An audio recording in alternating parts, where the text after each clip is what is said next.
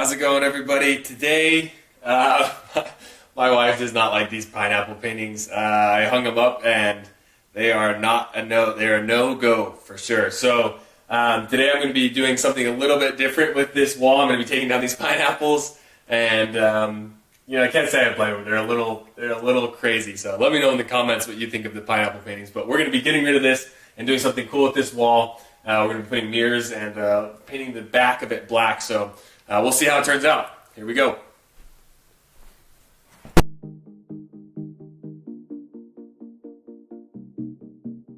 Alright, you probably can't see, but I am clearly stuck at hanging stuff up because look how many holes. Just irresponsible how many holes I had to put in to hang these things up. So, gotta go through and fill these in real quick.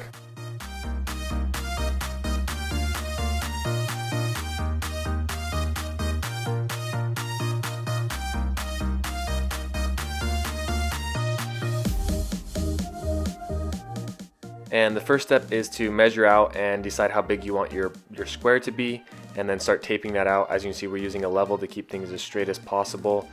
Make sure you be very careful on this step and double and triple measure. You'll see later that this comes back to bite me a little bit because I didn't measure super well. But yeah, this is a very important step in getting this centered and straight and everything correct. Okay, now that we got the tape up, it's time to start painting. One trick that I've learned is if you take some clear silicone caulk and put it along the edges of the tape where you're going to be painting. When you peel off the tape, it creates a lot cleaner of a line. So I'm going to go through and caulk these edges, and then as I caulk it, I'm going to cut in with the paint. Whoa, they fall over. I'm going to cut in with the paint. So hopefully this tip helps you, because I've always struggled with getting like really clean lines, and I learned about this, and it's been a lifesaver. So get some clear caulk, put it on the edges, and paint from there. So I'm going to start down at this. And hindsight, I'm not sure why I didn't roll this instead of using the paintbrush. It would have been a lot easier and a lot cleaner. But this tip with the caulk definitely does help a lot. But if I did this again, I would have used a roller instead of a paintbrush to cut in this square. One thing to keep in mind when using this trick is you're going to want to peel off the tape basically while the paint is still wet. So as soon as you're done painting, peel off the tape to keep those lines nice and straight. And as you can see, the result is awesome. It's the best way I've found to get straight lines. Let me know in the comments if you guys have a better way to do this, but this is the best way I have found. My box outlined, it was time to go through and roll this box, which was really satisfying to go through and fill this in with the black paint. For those who are curious, this paint is Mountain Shadow by Bear. It's a color that we've used before on our accent wall, and we really, really like it. Okay, and here's where we're at so far. As you can see, that caulk trick worked really well. We don't have the lines didn't bleed through. I need to touch up just like these kind of spots right here, but the lines are very straight on throughout there, which makes me really happy because like I said before, it was so hard to do something like that. So now it's on to figuring out the next step, which is how I want to hang up the mirrors. But overall, the square is looking good. Alright, so as you can see behind me, we have the painted square all ready to go. All squared out. I'm not gonna lie to you guys, I've been procrastinating putting on these mirrors. It's been dry for about a week and a half maybe. I've been procrastinating putting on these mirrors because I'm scared I'm gonna mess it up. But we're gonna give it a try. As you can see here, I borrowed a laser level, whatever the combination of those words are. And so I'm gonna use that to kind of be my guide on this side. And hopefully that will help make it even. So we have these 12 by 12 mirrors. I got these, and I can, right there, I got these one at Home Depot. I think you can get them on Amazon or different places as well. And then I'm going to take some liquid nails and apply it on the back according to the instructions that come with these. This is just, you guys probably can't see those, but just, I'm going to take a couple of beads of liquid nails and put them on the wall. So I'm a little bit nervous that they're going to slide or something, and that's why I've been procrastinating, but let's jump in and see how it turns out. Alright, we're coming into this. We got our liquid nails on the back of this guy. We got our points where we're hanging up the mirror. I got a little level here. I'm gonna probably have to get some serious Windex later, but things are looking good so far. Alright. I'm sweaty. First mirror down. I think it is level. I think we're good. Okay, so the good thing about the liquid nails is I can kind of adjust it. Oh no, that's what I don't There's a little bit of glue that squeezed out on the top, and as you can see here, when I went to go get a towel, it started falling even more. Oh shoot, oh shoot, oh crap, oh shoot, oh no, oh no, oh no, oh no, oh no. Okay, we're gonna have to hold this here. Oh gosh, this is becoming a disaster. Oh mama. Okay, I'm just gonna stay here.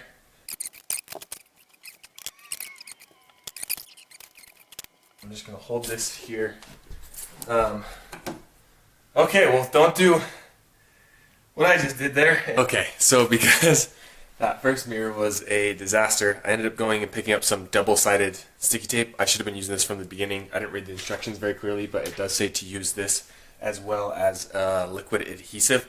So I'm going to put these 4 squares on the back and then a little bit of liquid adhesive, and hopefully that will make this process a little bit better. So let's try this out. Okay, so as you can see here, just did 4 squares and then some liquid adhesive. Hopefully this makes it a little bit better. And then I do have a 1/2 inch spacer block that I'm using just to keep the spacing all straight and everything.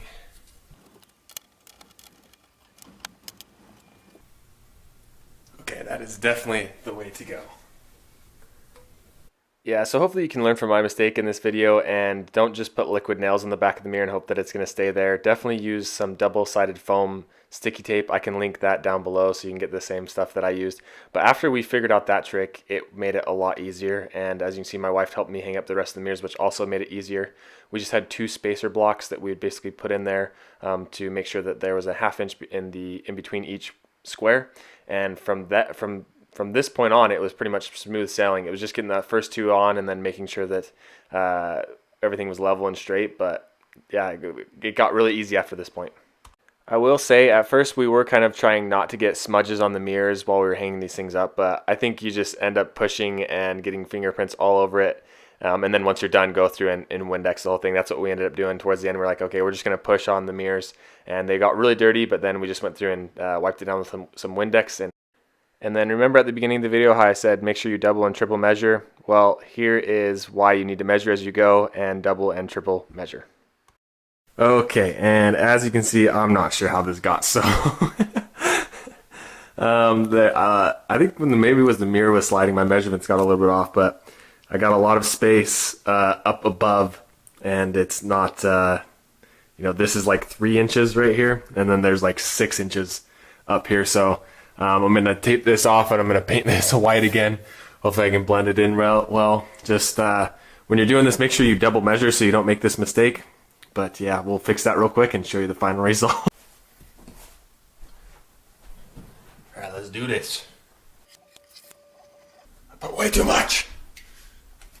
Wipe down to get it nice and smooth. Wipe away some of the excess here.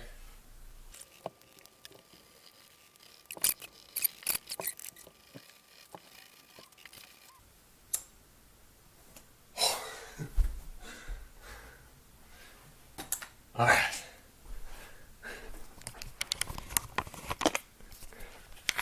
Okay, 1 coat down.